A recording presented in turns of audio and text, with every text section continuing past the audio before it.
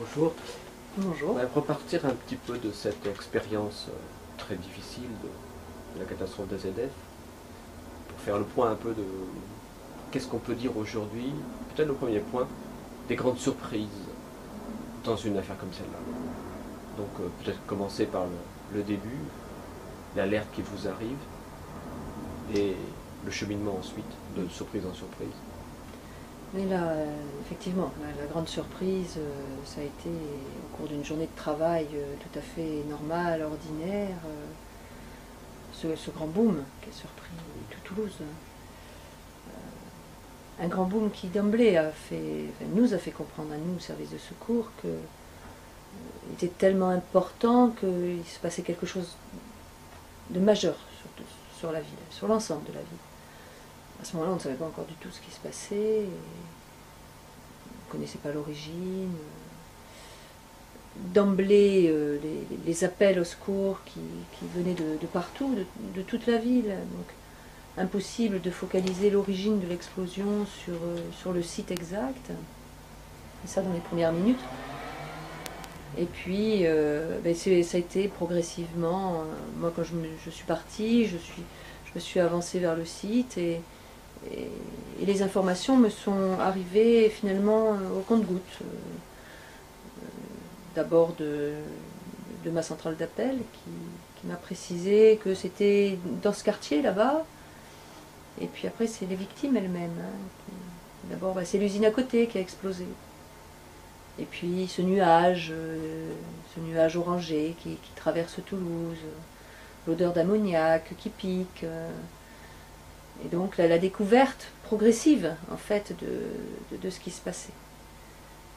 Donc c'est quelque chose, alors oui, une très grande surprise, mais l'ampleur on ne l'a connue qu'en fait très progressivement, étalée sur les 20 premières minutes de l'accident. La première chose, c'est donc, c'est pas une alerte, on vous dit ce qui se passe, c'est oh mon Dieu, c'est. Non, c'est pas du tout ça. Voilà, il y a quelque chose d'important, mais on ne sait pas quoi. On ne sait pas quoi. Et progressivement, on s'aperçoit que oui, vraiment, c'est important. C'est très important. Il y a des blessés partout. Et là, on est submergé. Enfin, moi, j'ai été submergée par cette vague de blessés. Mon premier message, ça a été il y en a partout, appelez tout ce que vous pouvez. C'était même pas, c'était impossible à quantifier, ni dans l'expression de l'ampleur de la catastrophe, ni dans l'expression de la demande de moyens, parce que c'était d'emblée, on comprenait bien qu'on serait dépassé avec nos moyens. Donc d'emblée, c'était tout ce que vous pouvez, chercher partout. On sort de la grammaire habituelle, on n'essaie pas de quantifier, on dit attendez, on joue à autre chose, c'est tout à fait important, et appelez tous les moyens. Voilà, c'est ça. Oui. On est hors échelle. Hors échelle.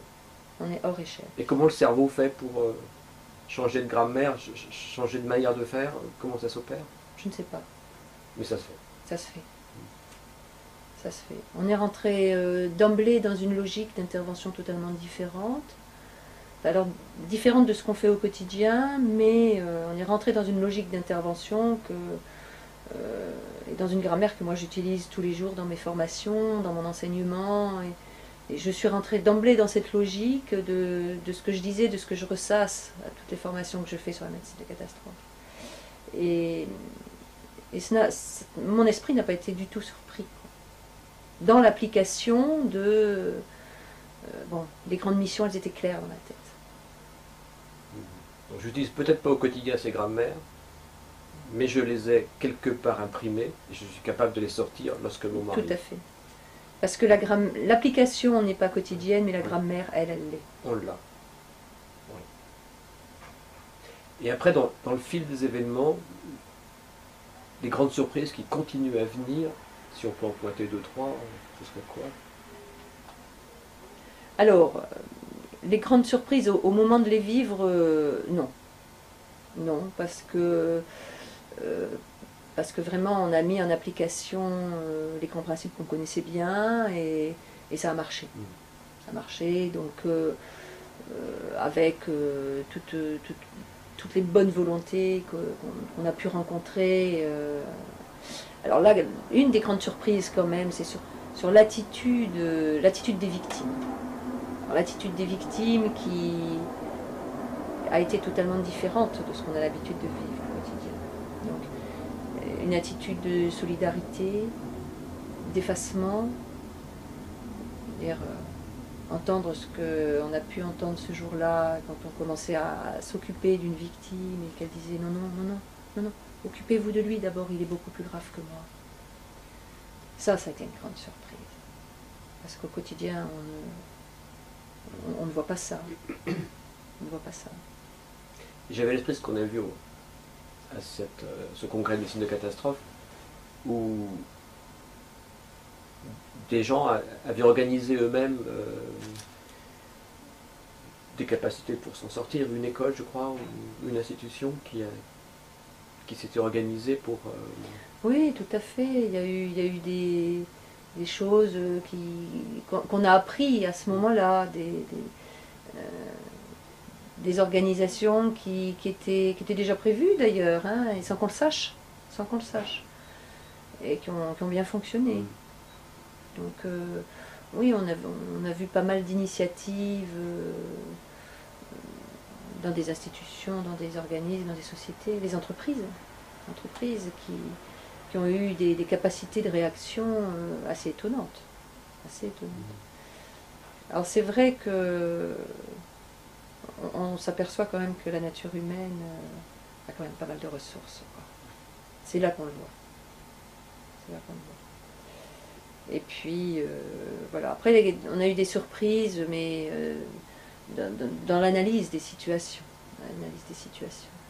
Des choses qu'on savait peut-être intuitivement, qui étaient quelque part, mais bon, un grand fait, c'est que lors d'une catastrophe de cette ampleur, justement, les gens veulent s'en sortir tout seuls.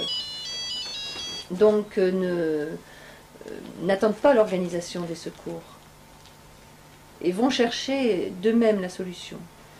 Ce qui est une évidence en fait, mais il faut l'avoir vécu pour vraiment la comprendre.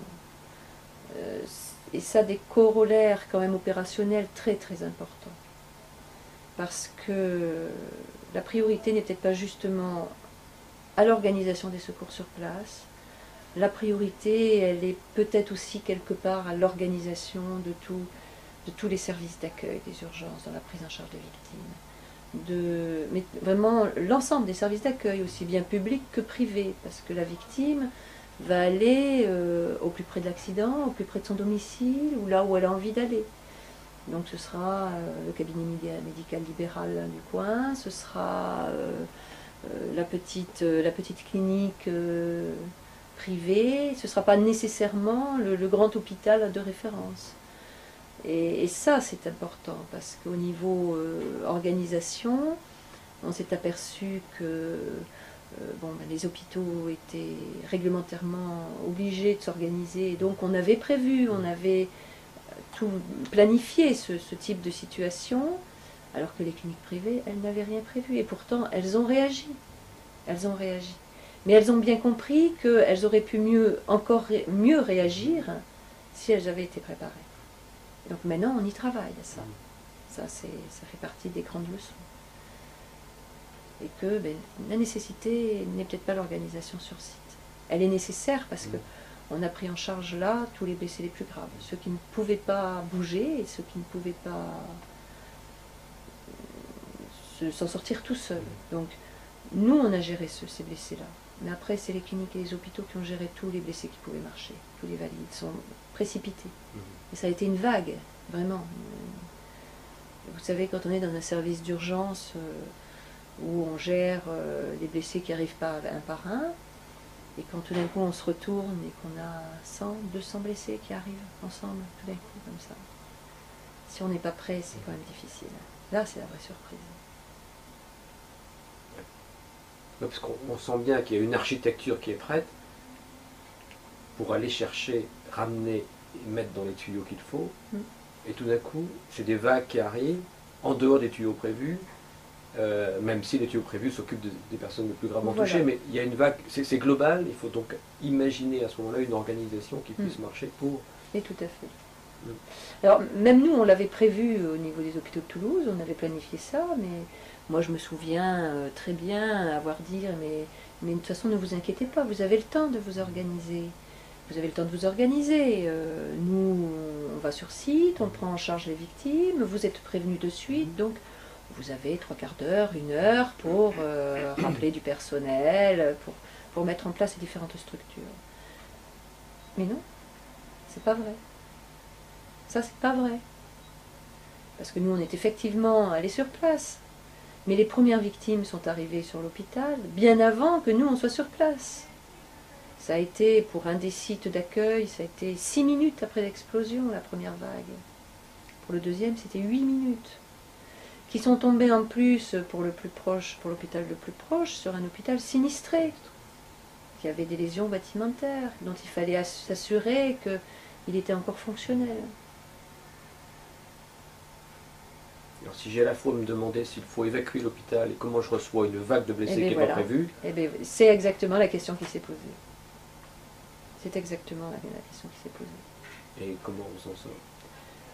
Eh bien, on fait très vite le tour de la situation, enfin les spécialistes, parce que là, c'est pas les médecins, mais les spécialistes des services techniques font très vite le tour de la situation, autorisent ou n'autorisent pas la réintégration dans les bâtiments. Et ça s'est fait sur l'hôpital Rangueil, qui est quand même un très grand hôpital de 2200 lits, ça s'est fait dans le premier quart d'heure. Donc, l'important là, c'est de gagner du temps et parallèlement, les médecins s'organisent sur trier toutes les victimes qui arrivent pour prendre en charge les plus graves d'un éveil. Et là aussi, c'est sur des actes réflexes qu'il faut bien connaître avant pour pouvoir les mettre en application immédiatement. Alors, déjà, quand vous pointez les surprises, on voit le deuxième point que je souhaitais aborder, qui était les points forts. Il y a un point fort qui apparaît très très clairement dans ce que vous avez dit, c'est il faut être préparé et avoir préparé ses grammaires, qu'il va falloir mobiliser très très rapidement, voilà. et sans que l'esprit patauge de tous les côtés. On a quelque chose sur lequel se raccrocher. Donc, tout à fait. Alors ça c'est majeur, ça nous l'a vraiment bien montré. Il y a 2 points forts, il y a 2 mots à retenir, c'est planification. Ça c'est clair, si on n'a pas prévu à l'avance des procédures d'action, c'est pas possible. C'est pas possible parce que vraiment on est sur un plan intellectuel, au départ on est anéanti. On est anéanti et on ne peut réagir de façon correcte que sur des actes réflexes. Ça c'est clair. Et le deuxième mot qui est majeur à mon sens, c'est le mot formation. Ça veut dire que c'est des actes réflexes qu'il faut bien connaître et il faut que chacun connaisse sa partition, connaisse sa place. Pas la peine nécessairement de connaître celle des autres, mais il faut qu'elle connaisse sa place et ses actes à réaliser. Et c'est important aussi bien au niveau du décideur qu'au niveau de la petite main. C'est majeur. Alors en médecine de catastrophe, nous on a l'habitude de parler de chaîne médicale de secours. Et ça l'a bien montré, c'est qu'une chaîne c'est fait de maillons. Et il faut que tous les maillons tiennent. Aussi bien le plus gros et le plus important que le plus petit. Même un petit maillon, s'il ne tient pas, s'il casse, on a besoin de tout le monde sur le terrain. Et de tout le monde de façon appropriée. Donc il faut vraiment que tout le monde connaisse son rôle. Alors justement, on est dans l'actualité, puisque vous aviez il y a 2 jours une simulation. C'est vraiment ça, c'est mettre en pratique l'exigence de formation, d'application, de vérification, d'écoute, de débriefing, etc. Avec des étudiants en plus pour former les équipes par derrière. Enfin, il y a peut-être là aussi un point fort absolument à développer. Tout à fait, ça c'est majeur. Bon, là, ça commence. Je crois que les deux points dont je parlais sont carrément sont complètement complémentaires. C'est-à-dire il faut commencer à planifier, c'est-à-dire à réfléchir à des procédures. Ces procédures, il faut faire de la formation et les apprendre à l'ensemble des intervenants. présents ou à venir. Donc il faut former les jeunes pour qu'ils puissent les appliquer plus tard, parce que nous, on ne sera pas toujours là. Et puis, les procédures, il faut les tester sur le terrain. Ça, c'est très important, voir si elles sont applicables, voir si elles ne sont pas complètement farfelues, parce que quand on réfléchit devant une feuille de papier, on peut imaginer n'importe quoi. Par contre, l'application sur le terrain, là, ça ne souffre pas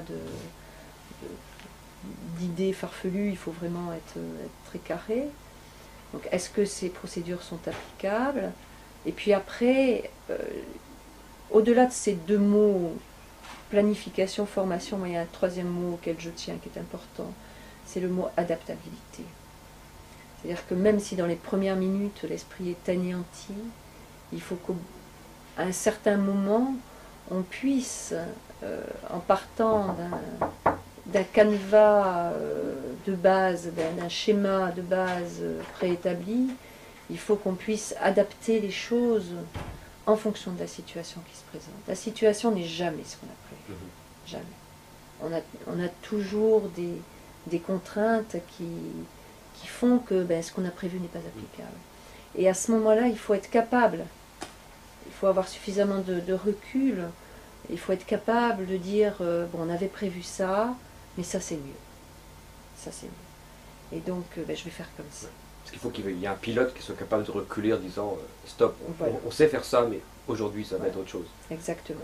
Et ça a été aussi un grand mot découvert le 21 septembre, parce que dans nos plans de secours, on avait par exemple prévu le point de regroupement des victimes. Le poste médical avancé était prévu dans un lieu qui fonctionnait bien, on l'avait testé en exercice. Il était idéal, idéal. Et pourtant, on s'en est pas servi. On s'en est pas servi pour deux raisons. L'une qui nous est parue évidente ce jour-là, c'est qu'il était mal situé en cas d'accident réel. Parce que mal situé géographiquement. Les victimes n'allaient pas dans cette direction-là. Les victimes partaient vers le centre-ville pour trouver du secours. Et donc, l'endroit que nous, on a retenu le 21 septembre, qui n'était pas prévu, était un endroit situé sur la fuite naturelle des victimes. Donc les gens s'y arrêtaient parce qu'ils savaient qu'ils allaient trouver du secours là. Enfin, ils le voyaient bien. Quand ils y arrivaient, ils voyaient qu'ils avaient des secours. Et deuxième raison qu'on a appris plus tard, c'est que le site retenu au préalable était détruit. Donc de toute façon, on n'aurait pas pu s'en servir. Donc il fallait être capable à ce moment-là de changer ce qui était prévu sur le papier. Comme à New York où ils perdent leur centre de crise. Et voilà. Et voilà.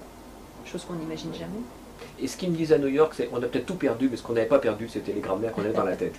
Et voilà, tout à fait. On retrouve la même...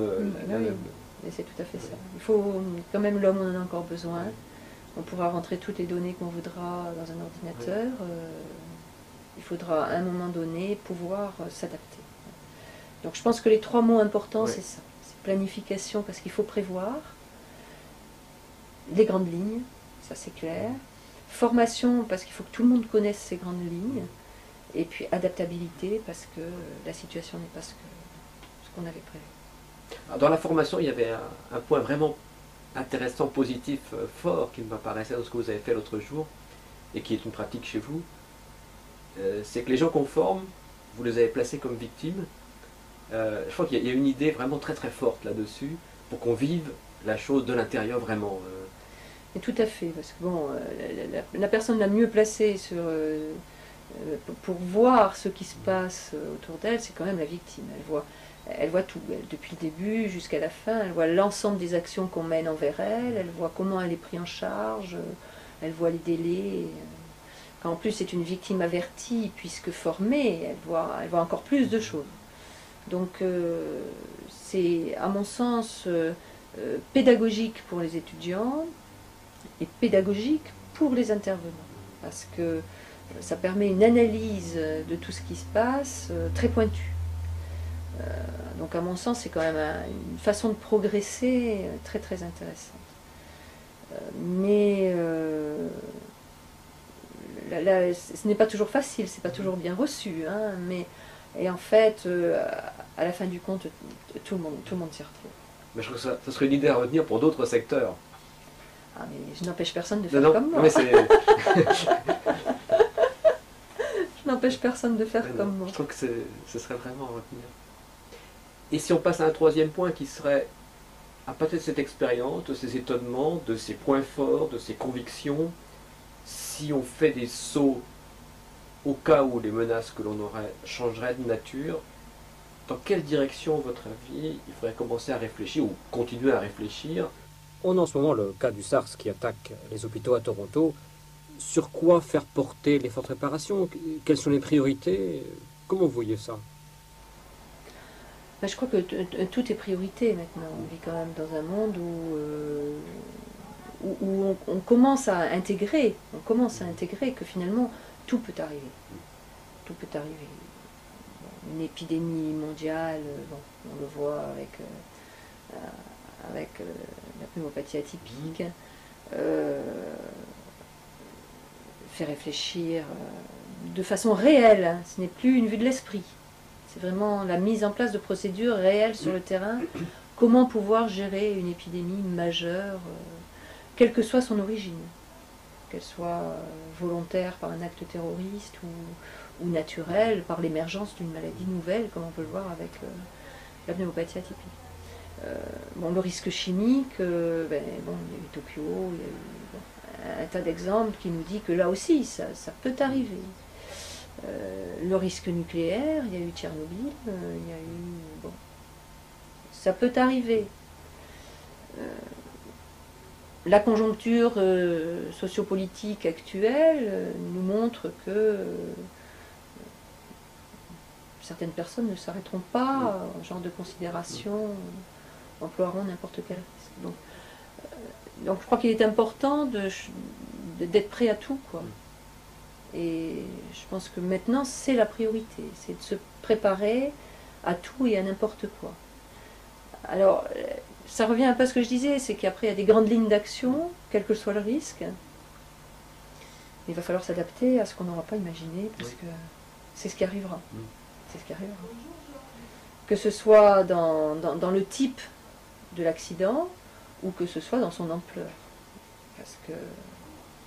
Bon, on y réfléchit, mais comment gérer la population mondiale touchée, on sera obligatoirement dépassé.